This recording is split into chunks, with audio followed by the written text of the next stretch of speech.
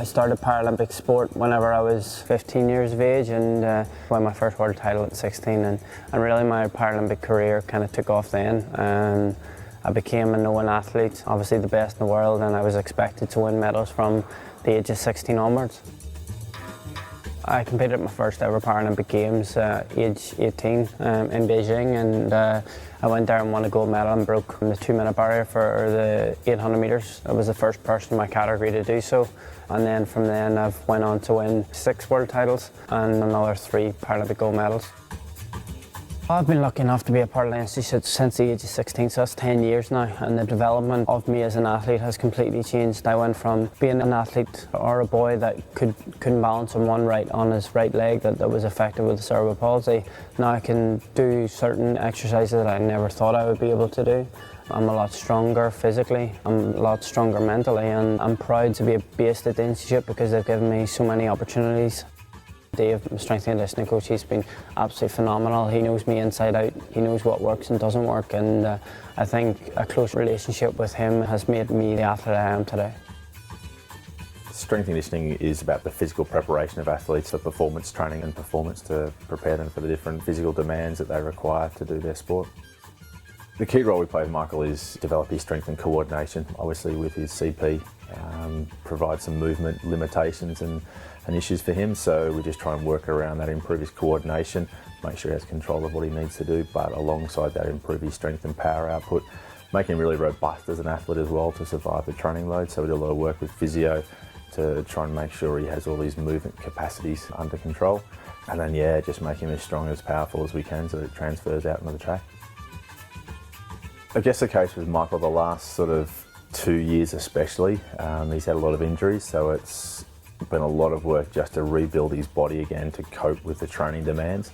So working alongside his coach to work out how much he can tolerate. With physio as well, how much we can push him outside of his training.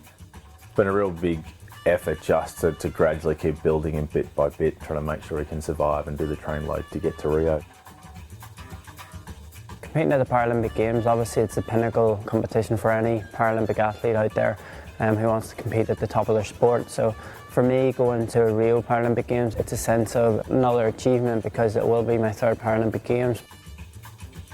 I think going to Rio Games, it's become more of a job. It's more focused on the competition and what I really need to do.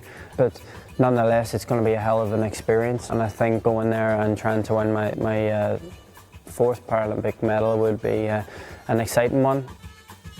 You've got to have the commitment and desire to put the hard work in, to go through the ups and downs that is sport. You've got to have that real determination, trust yourself, know yourself as well, have a good support network around you are the key things, but you've just got to have that desire and motivation to succeed and want to be the best and put everything you can into being the best.